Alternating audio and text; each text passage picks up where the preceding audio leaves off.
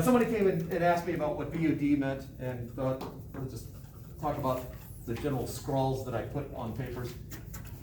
BOD means benefit of doubt. I guess it's usually benefit of the doubt, but I dropped the T. Means I was debating whether I felt you understood what the answer was or not. I was trying to figure out what you meant with what you wrote, and ultimately decided you did. I was giving you benefit of the doubt, you did understand what you were talking about. Sometimes I'll do BOSD for benefit of some doubt. I took something off, but not as much as I was considering. And occasionally BOMD for benefit of most doubt. I don't do that very often.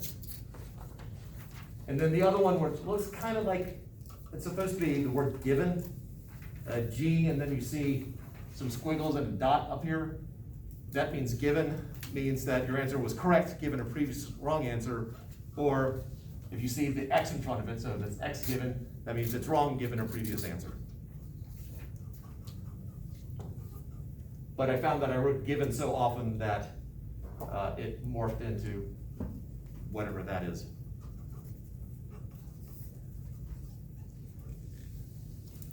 All right, any other questions before we pick up on energy?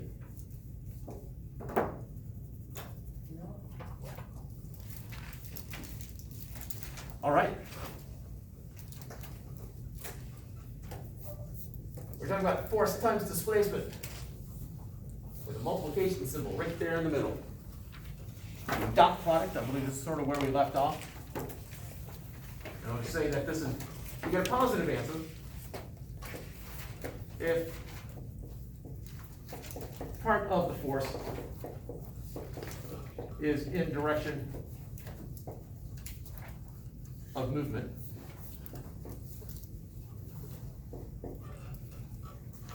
So if I have a box here moving to the right, if I'm pushing on it, part of the force is in the direction the box is going to go. This force times displacement would give me a positive answer. It's negative if part of the force is opposite direction of movement.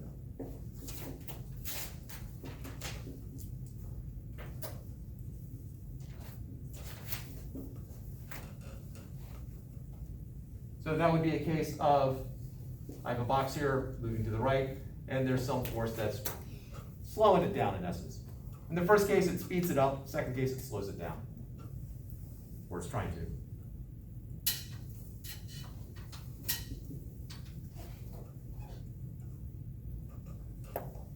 So I want to take a wild shot at when is force times displacement equal to 0?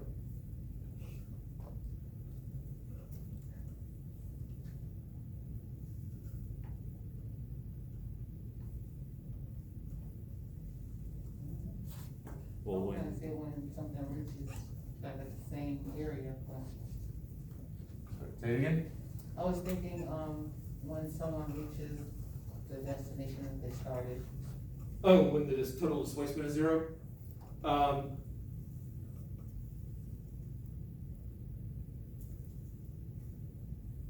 Yeah, there are situations where that is it. That was not what I was thinking of.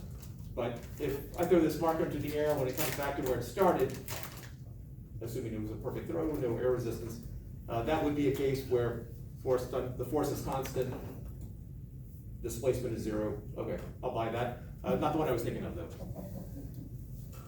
For something not returning back to its starting point.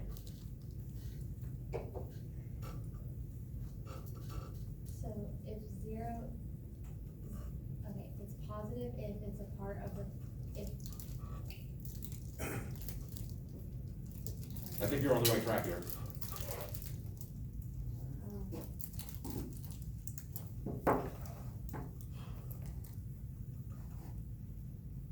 if it's equal to the total force, What's equal to the total force?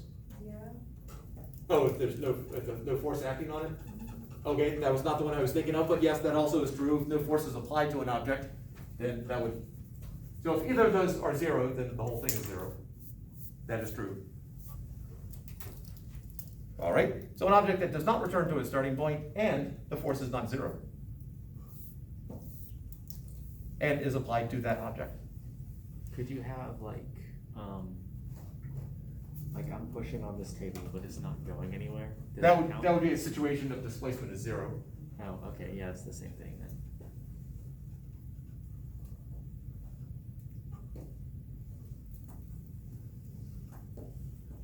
Let me reword the two situations here. If the force helps the movement, this is positive. If it hurts the movement, it's negative. What if it does nothing to it? And give me a situation, that's absolutely right. Give me a situation where that happens. Hey, don't get tricky with All right, it's a simple enough example. All right, so right now I've got some calculators sitting on the table. We'll just take this one right here. Calculator on table. Okay. It is exerting a normal force onto the table. What is the direction of the normal force? I thought I heard it over here. Oh, It's going down? yeah, down. Just looking at the one force of the calculator onto the table is down. No. Yeah, the table is exerting a force upwards.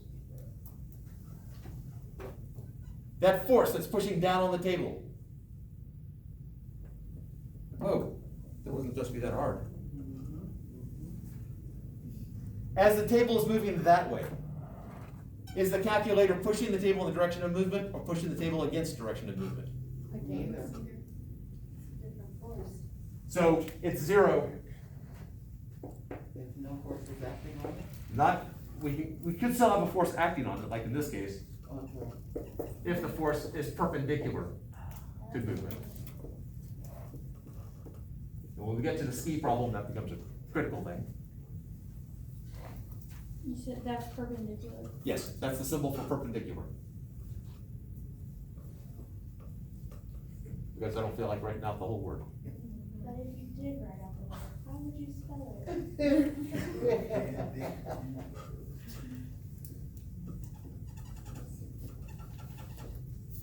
That's the way I would spell it. Just do that for the- I think that actually is correct, but Yeah. Thank you.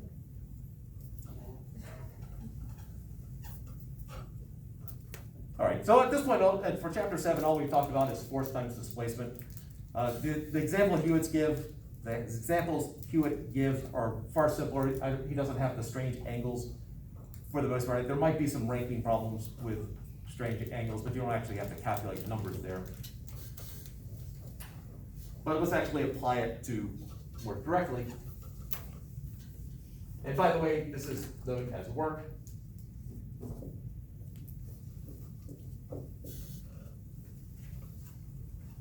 And as we've talked about before, so the SI unit of work would be the SI unit of force times the SI unit of displacement.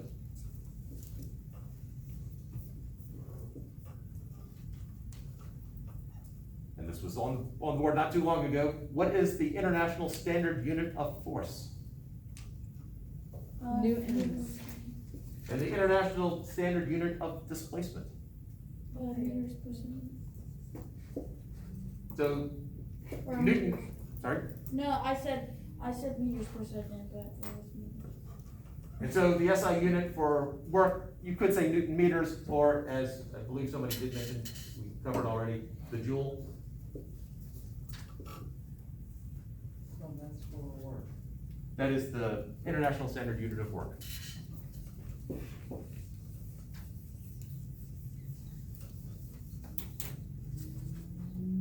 In our system of measurement, the foot pound.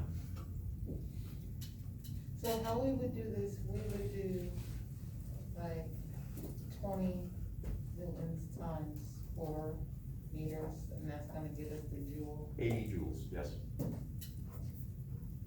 I think that's where my problem is, not knowing how to, put this stuff together, like write down a formula and then plug in the formula.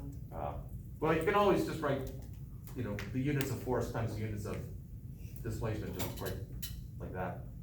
That's perfectly acceptable. Could you do that for acceleration as well? Or no? As in Newton per kilogram. We have two formulas for acceleration. Yeah. We have the change in velocity over the change in time, which would put the units at meters per second over seconds. You do have to merge those into meters per second squared, because I want only at most one fraction bar per unit. And this is also equal to force divided by mass, which would be newtons over kilograms. So either of those are acceptable. Just traditionally, this is the way you see it, but this is correct. Other questions right now?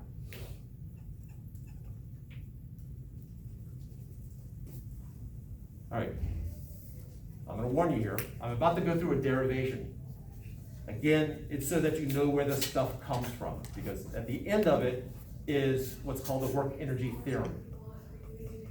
I think it's mislabeled, it's not really a theorem because it's true because that's the way we defined everything. But it's still called the work energy theorem. Will we need to know this for a test, like know what you're ready to write down? The derivation, no, you don't need to know the derivation for it. So if you follow along, great. If you don't follow along, then make sure you're back by the time we get to the final bit. All right, force. What is a formula for force based upon Newton's second law? Mass times acceleration. Exactly. All right, so we have work is equal to mass times acceleration, dot product with displacement. Now, when we're using F equals ma, we have built in something into that. That is the total force. So if force is total force, or net force if you prefer. So it's you add all the forces together, you get mass times acceleration. Acceleration, as we talked about, is delta V over delta t, so this is mass times the change in velocity over change in time. Dot. When we were finding displacement, we did a number of problems with this. We found the average velocity and then multiplied by time. If on average you go 50 miles per hour for 3 hours, you go 150 miles. Same thing here, it's the average velocity times time. The dot is still there, not getting rid of it yet. But it will go away at some point. All right, so now we have time and time, that cancels out. I have time up on top, time on the bottom, they go away. And so now I'm left with this dot product between the change in velocity and average velocity. So that's equal to mass, change in velocity, with formula for change in velocity.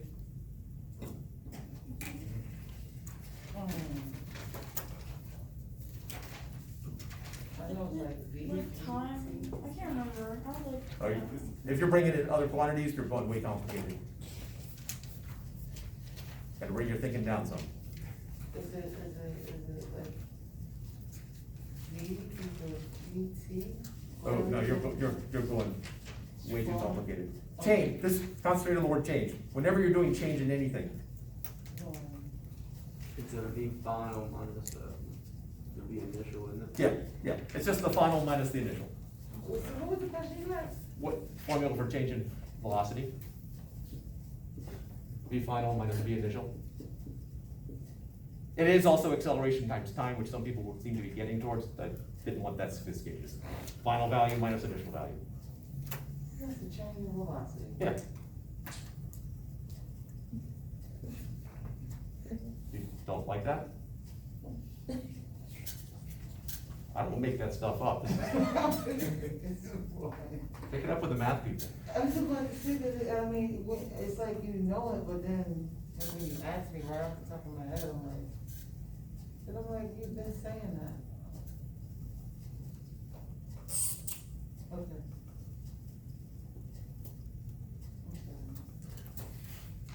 Sorry, just flash back to at home the number of times my wife has said, I told you that. You did? Okay. Or it's you not remembering, she told you. I think she misremembers. You know, it happens though, you know how many times we have to repeat ourselves? And then you say it and they're like, oh, when was that? Like, they don't, just in my experience. It was the week of the wedding. So I had witnesses when she was getting mad at me because she had told me something, and then one of her friends said, you didn't actually tell them that. We just think in our head sometimes and just expect Oh, you to I know. understand where it comes from. I had a witness 30-some years ago that she did not tell me what she said she told me. That was your first and last scene, wasn't it? That was the last time I had a witness. Okay. All right, so anyway, Change in velocity. yeah, that's not gonna be on the YouTube, on the YouTube. For legal purposes. All right, so change in velocity is final minus initial. Average velocity, we're assuming constant acceleration here. How do you find average velocity? Divide. You did it earlier. Yes, I did. It was 0, something over 2, or. Okay, you got pieces of it. The final minus initial divided by the amount of. Ooh, finding average, you, No, but say, maybe not the final, but like the first and last number. Yeah, yeah, okay, the first and the last one, Yeah. so initial and final, but what do you do with them? Subtract them. Add 0, and you the- add plus. Add, you said minus. Add. and You're adding them, you're averaging, you add the numbers together. So V final plus V initial divided by 2. So they're always gonna be divided by 2. Like, there's no reason that you would divide them by like 10. Define average. Oh. You gotta be careful here, because there's two formulas that students seem to mix up. There's the average here, and then there's acceleration. Because acceleration, you got change in velocity over time, so this time you would divide by time, but for average velocity, you're dividing by 2. And sometimes students will mix and match. So the time can be whatever the time is, obvious. Right. And 2 is just that constant number. Yeah, that for finding, if acceleration is constant, then yes, it's V initial plus V final. I think I pointed in the wrong order, but still hold, and divided by 2. I don't want to derail, but I do have a question. Yes, So, a couple weeks ago, we did like the formula with like the chart version, and then we like divided by like 10 or something. It was like all the numbers, like do the average. What was that the average of? oh, that's also average velocity. I was basically working you towards, we really only have to average the first and the last. We don't have to average all of It was a them. build-up, so I don't know. Yep. As long as I know how to do this. Not so much as a buildup, but it's like, instead of us having to, add up all the numbers and then divide it by the 13, Oh, we I can just see. do Okay, those two. I made it more complicated than it needs to be. You can still do that. You can do list the chart out there and then just add up however many numbers there are and divide by however many numbers there are. Okay, But this is just shorter. sure, yeah, thank you. Well, actually, the shortest way is the way your brain is working at that moment. All right, so that dividing by 2 here, it's like multiplying by half. I'm just gonna bring that out front. That's not a vector, it's a number 2. So this becomes 1/2 times the mass. And then I've got to deal with this vector stuff. So for those of you who have had algebra, we're gonna return to our friend FOIL. For those who have had algebra and have no idea what I'm talking about when I say FOIL, then potentially they're not doing it that way anymore. First, outer, inner, last, multiplying binomials. Got a couple of nods of recognition. Is that- Where did we get, where did we get 1/2 from? From this 2 right here, just hold it right up front. Oh, I knew that, I knew that. You said this stuff is kind of, is okay as long as we come back to the end, right? Like, if we're not paying attention. Like, I'm paying attention, but I'm just making sure, like, I don't. Yeah, actually yeah, enter that- it. If your brain's about to explode, then yeah, just take a mental break. All right, so now I'm gonna multiply these things. I'm gonna multiply, when I've got binomials like this, binomials because there's two in here, I'm gonna multiply the first ones together, then the outside ones together, the inside ones, and then the last ones. That's FOIL, first, outer, inner, last. So I end up with 1/2 times the mass times VF dot VF plus VF dot VI.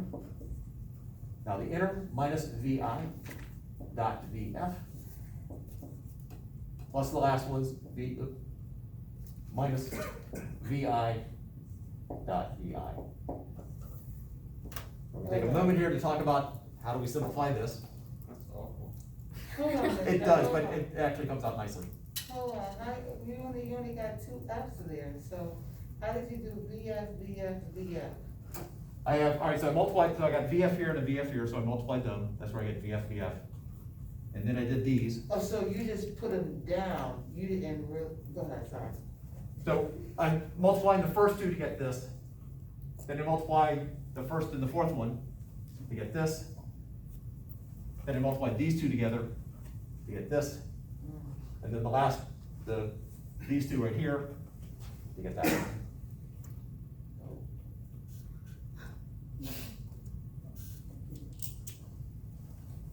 If I did,